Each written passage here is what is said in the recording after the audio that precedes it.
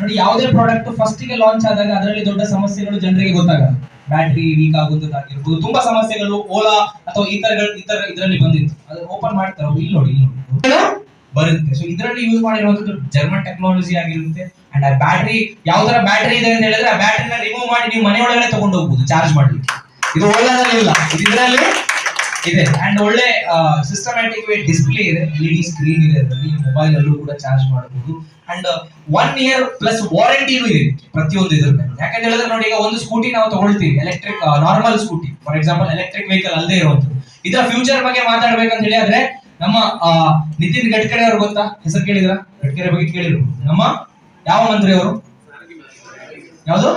ಸಾರಿಗೆ ಇಲಾಖೆ, right. So transportation minister ಆಗಿದ್ದಾರೆ. ಅವ್ರು ಯಾವ ತರ ಆಲೋಚನೆ ಮಾಡ್ತಾ ಇದ್ದಾರೆ ಅಂತ ಹೇಳಿದ್ರೆ, ಜರ್ಮನಿ ಬೇರೆ ಬೇರೆ ದೇಶದಲ್ಲೆಲ್ಲ ನೋಡಿ, ಈ ಪೊಲ್ಯೂಷನ್ ಅನ್ನು ಅವಾಯ್ಡ್ ಮಾಡ್ಲಿಕ್ಕೆ ಡೀಸೆಲ್ ಮತ್ತೆ ಏನು ಪೆಟ್ರೋಲ್ ಗಾಡಿಗಳಿದೆ ಅದನ್ನ ನಿಲ್ಲಿಸಿ ಎಲೆಕ್ಟ್ರಿಕ್ ವೆಹಿಕಲ್ಸ್ ಜಾಸ್ತಿ ಬರ್ತಾರೆ. ಹೌದಾ? ಇವಾಗ ಎಲೆಕ್ಟ್ರಿಕ್ ವೆಹಿಕಲ್ ಸ್ಟಾರ್ಟ್ ಆಗಿದೆಯಲ್ಲೋ. ಯಾವತ್ತು ಡ್ರೀಮ್ ಡೀಲ್ ಏನಿರುತ್ತೆ, ಫ್ಯೂಚರಿಸ್ಟಿಕ್ ಆಗಿ ಆಲೋಚನೆ ಮಾಡುತ್ತೆ, ನೆಕ್ಸ್ಟ್ 10 ವರ್ಷದಲ್ಲಿ ಏನ್ ಬರುತ್ತೆ, ಹೌದಲ್ವಾ? So Indian government NITI Aayog, planning commission of India ಏನ್ ಹೇಳ್ತಾ ಇದೆ ಅಂತ ಹೇಳಿದ್ರೆ, ನೆಕ್ಸ್ಟ್ 10 ವರ್ಷದಲ್ಲಿ ಕಂಪ್ಲೀಟ್ಲಿ 2 wheelers ಗಳು ಇಂಡಿಯನ್ ಮಾರ್ಕೆಟ್ ಅಲ್ಲಿ 60% ಇರುವಂತದ್ದು ಯಾವುದು? 2 wheelers ಸ್ಕೂಟರ್ಗಳು. ಸೊ ಇದನ್ನ ಕಂಪ್ಲೀಟ್ಲಿ ಬ್ಯಾನ್ ಮಾಡೋದು. ಯಾವ್ದನ್ನ? ಡೀಸೆಲ್ ಮತ್ತೆ ಪೆಟ್ರೋಲ್ ನ ಬ್ಯಾನ್ ಮಾಡಿ ಯಾವ್ದನ್ನ ತರೋದು? ಎಲೆಕ್ಟ್ರಿಕ್ ವೆಹಿಕಲ್ ನ ತರುವಂತದ್ದು 2030-32 ಒಳಗಡೆ ಇದು ಇಂಪ್ಲಿಮೆಂಟ್ ಆಗಿದೆ. ಸೊ ಇವಾಗಲೇ ನಾವು ಸ್ಟಾರ್ಟ್ ಮಾಡಿದ್ರೆ ಟಾಪ್ ಅಲ್ಲಿ ಯಾರು ಇರ್ತೀವಿ? ಇರ್ತೀವಲ್ವಾ?